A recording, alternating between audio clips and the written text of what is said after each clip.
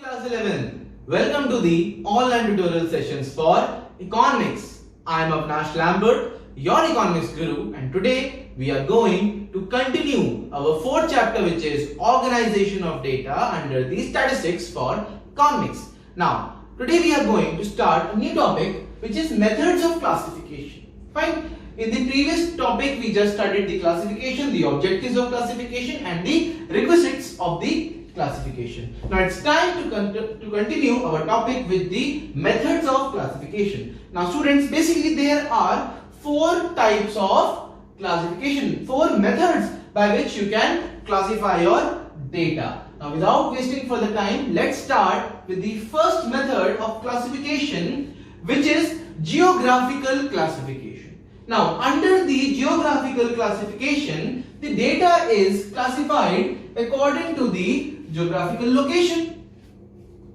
Suppose there are 100 people standing, or there are 100 people in your classroom, and I am asking you to stand according to your area. The students who lives in civil lines may stand on the left side. The students who live near the market can stand on the right hand side, and the students who are from Arnagar or any other different places, they can stand on my front. So if I am talking about the classification with the geographical relevance, then that is the data which is known as geographical classification. Now, one more example. Suppose these are the items of the universe, these are the students in a classroom, then I am asking them to stand in a row according to your area. The students who are coming from north side may stand here, and the students who are coming from east side can stand here, and the students who are coming from west side can stand here, and the students who are coming from the southern side can stand here. So now they are classified according to their geographical location. Now this is the geographical classification. Now this geographical classification, students, is also known as spatial classification. Spatial. This is known as spatial. Even though the spelling is different, it's S-P-A-T-I-L, but it is pronounced as spatial classification. Now, second method of classification is chronological classification. Now, chronology means according to the relevance of time, according to the basis of time. Now, under it, the data is classified with respect to different periods of time. According to the time period, they are classifying people. It is also known as temporal classification. Basically, if we are classifying the data according to the relevance of their date of birth, suppose I am asking them who are born, all the students who are born in the year 2003 may stand on my left hand side, and then I am asking the students who are born in 2005 may stand on my right hand side. So that is according to the time period. Now suppose one more example. If I ask you all the students who have attended my lecture from 1st of April may stand here, and then I am asking you all those students who are joining from 1st July may stand here, then this classification is according to the chronology, according to the different periods of time. So this is the chronological classification. Students, the next one is qualitative classification. The third method of classification is qualitative classification. Now students, under it, the data is classified on the basis of descriptive characteristics or the attributes.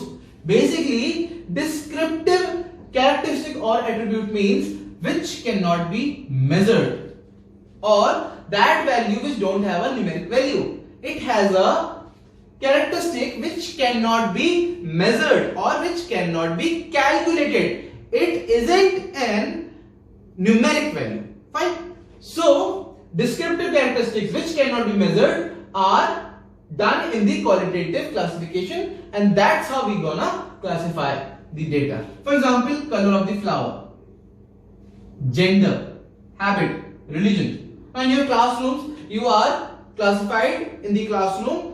Your sitting plan is classified according to the gender. The boys will sit on the right hand side, girls will sit on the left hand side. So this is the qualitative classification. Or the religion. Fine. So this is the qualitative. This is the quality of yours. So you are being classified according to that particular quality. Now the fourth one is quantitative classification. Now under which the data is classified on the basis of some characteristics which can be measured. Here the characteristics were not measurable, but here some characteristics which can be measured. It is done on the basis of some characteristics which can be measured. For example, weight, height, marks, income. Your weight can be calculated. 40 kgs, 50 kgs, 60 kgs. Height 5'1", 5'0", 5'8", 6. So marks 0, 1, 2, not more than that. Income 5 rupees, 100 rupees, 200 rupees, 500 rupees.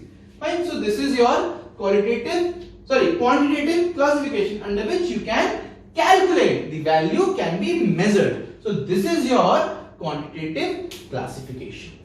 Students, let's come to the last topic for this video, which is concept of variable. Now, it is derived from the word vary, which means to change. So the word variable means to change. It is derived from the word vary, and which means to change. Now basically there are two types of variable. Fine. There are two types of variable: discrete variable and continuous variable. Now under the discrete variable, first of all you must know that this discrete variable is also known as discontinuous variable.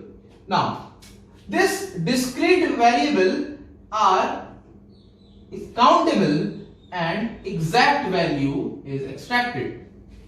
The variable can have a value, anything. Variable is the description. It may be qualitative, it may be quantitative. So the variable holds some value. Now this value is countable or exact value. Fine. Not a fractional value. It won't be in 0.5, 0.6. It will be a solid number. 1, 2, 5, 10, 20, 200. Fine. So this is your discrete variable. For example, number of children. If I am asking you what is the strength of your class, you won't be saying sir 40 and half. You can't say that.